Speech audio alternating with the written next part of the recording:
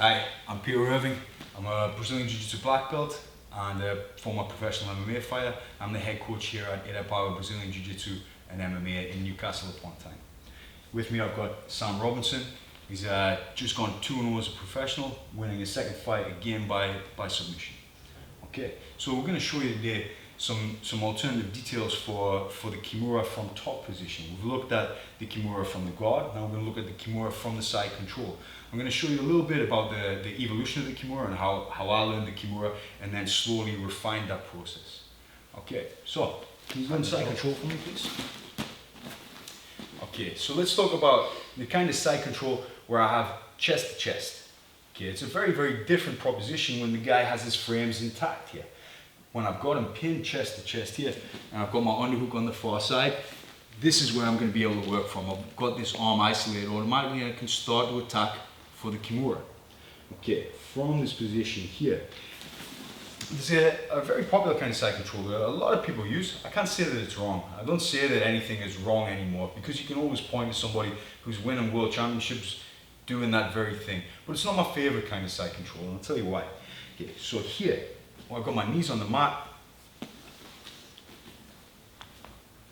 my arm around his neck, and my far side underhook. Okay, so this is not incorrect. Okay, I've got my shoulder pressure here, keeping him looking far away. But now there, what I've done is committed both hands to holding him down. Now I don't have any tools to work with. The other thing that I don't like about this position is that all of my weight is committed to the mat.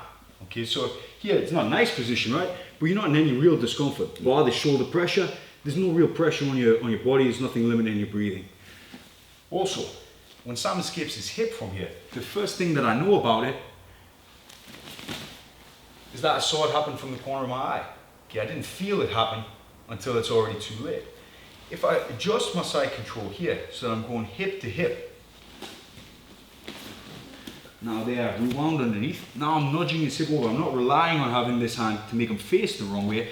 I'm causing his hips to face the wrong way by bumping into him. Okay, so there.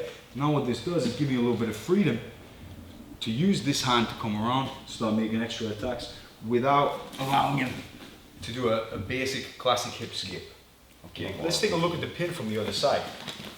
Now, well, how does that help, idiot? Turn around. Right, okay, so in wrestling, if I'm pinning in wrestling, yeah, there's no guard. So here I can apply all of my weight to Sam here, get up on my tiptoes, drive my weight right in, okay, now, but if he puts a half guard back into me, there's no problem, he's still pinned. In a wrestling situation, there's no half guard, still a pin. But in jiu-jitsu course, I want to avoid this. So I'm going to hedge my bets. I'm not putting my weight right down on the mat, I'm still transferring my weight onto Sam. But now I've got my hip underneath him here, and this leg is low. But this leg here, you see I'm on the balls of my feet, driving my weight right into his chest. Okay, so from this position here, okay, how does that feel compared to the knees on the mat? It's uncomfortable. Okay, now let's look again from the other side. So I've rewound my hip underneath his hip. Can you see there his feet, his hips are turning away? It's not easy to execute the hip escape. Now from this position here, I'm able to bring my hand around, and I switch. Now I'm favoring the other hip. I've started nudging underneath his arm here, and I can start to attack the Kimura position. Okay, typically what would happen was here, drive him down, and I try to execute the Kimura. So now there's no space to go. When I roll like this, I'm taking my weight off of his chest. So I've just broken that pin and roll. I've lost the center position. So that's no good. So I can't do that. So what we would do, back when I started learning, we were trying to figure it out off old DVDs, not even DVDs, VHS videos, copies of VHS videos, trying to figure out how to do it. So it's, okay, well, I let him come up and I step over his head, I'll hold him here and crank it 90 degrees. Okay, but again, not completely wrong, but a more educated guy doesn't let you get away with that stuff. Any movement where there's well, the bigger the movement, the more opportunities there is for the man to counter. So, what we then start to do, step over. Now this is a little better. This is a little better again. Now I've got that space to crank them up here. But I'm always just attacking the shoulder. I'm attacking the shoulder only. Leon Agawa, my teacher in London, Leon Agawa, who's a black belt world champion. He showed me an alternative to the Kimura that in the end was far superior. Instead of simply attacking one articulation, I'd attack all the articulations in the chain. But when I take the play out of the wrist and out of the elbow, the shoulder doesn't take a great deal of movement. If you look at the shoulder here, now it sounds wrist free, his elbow's free, but how far can you get your hand up your back? Okay, pretty far, and some people can go even further. Okay, so you're not feeling any discomfort there when your hand's that far up your back. Okay, so let's contrast it. When I take the wrist, you see here I'm applying a wrist lock. Then I'm going to apply a lock to the elbow. Now finally, when all the play's gone out of them, I make a small adjustment to my weight, and it's a tiny shrug. You see the difference? When I was up here, his arm could go so far before it starts to lock out. When I've attacked the wrist and attacked the elbow, there's no more play in the shoulder, and it goes easy. So let's take a look. See, Sam grabs his belt or his shorts. Now here, this is how I'm going to strip the grip. Where I'm going to go is here, this part of my palm, that's going to go against the same part of his hand. You see my trap? When I come through here, I'm pushing the ridge of my hand down on this part of his arm. Now I'm going to trace back down the bottom of his arm, and there, I make my grip like this, like I'm throwing up gang signs. Go here, grab him like this, and then I'm going to start the rev. Okay? If I need to go again, you see what happened there? Twisting his fingers and stripping off the grip. Okay, now here, this is like loose fabric. So maybe the guy's got a better grip. Maybe we're in a jiu-jitsu match and he's got his belt on. Take a look now. I go once and I trap it. So I'm going to keep it in that position here. Now I'll go back round, I go deeper again, and I rev the wrist one more time. Okay. There we go. Wrist lock. This is why it's a little bit hard to drill this technique, because I would end up actually breaking his wrist before I get to the next part. But now here, that's going to allow me to take his hand to the mat. Now I'm going to make that angle acute. Can you see what I'm doing here with this hand? I'm not trying to get to a figure four. The figure four isn't really the be all and end all.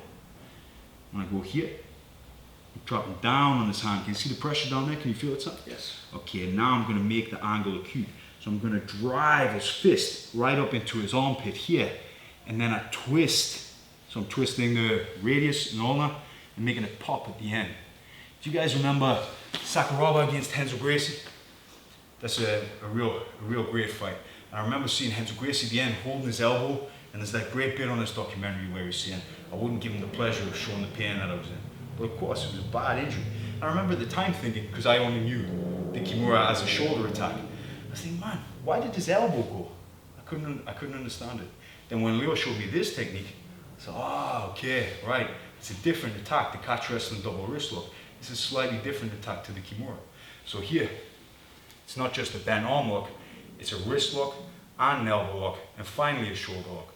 So what we're doing here is driving it up here and twisting those bones till they pop out the end. Okay, I'm not going to take it that far, but what it's going to do is take all of the play out of the shoulder so that I don't have to make a big adjustment. I can make a really small adjustment, keep my mass center to center, and stop it from coming up.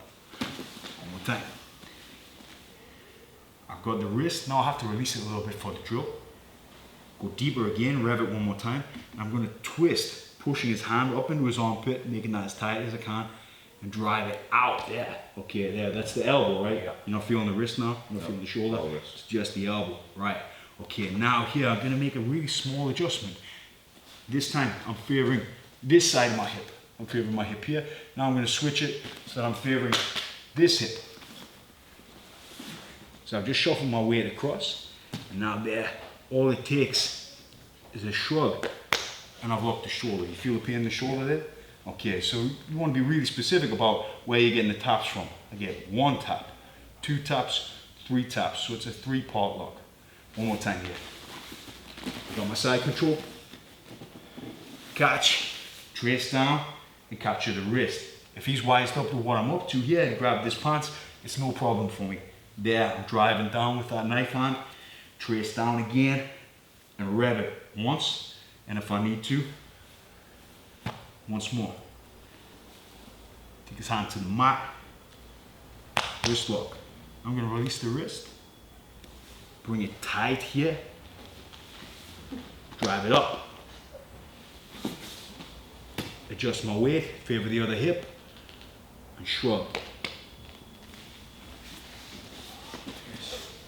Okay, so that's the catch wrestling double wrist lock, or advanced Kimura, whatever you want to call it. Okay, well, thanks very much for watching that. I hope that was helpful to you. I hope you get some more finishes from your Kimuras. I hope you start to realize the Kimura is not a power move, not a brute move, but a really sophisticated, nuanced attack. And if you want to know a little bit more about our gym, you can take a look on Facebook at Itaipava Brazilian Jiu Jitsu and MMA, or my personal one, Peter Itaipava BJJ Irving, and Instagram Newcastle MMA_BJJ. And Sam Robinson? _Samurai 135 _. That's it. Thank you.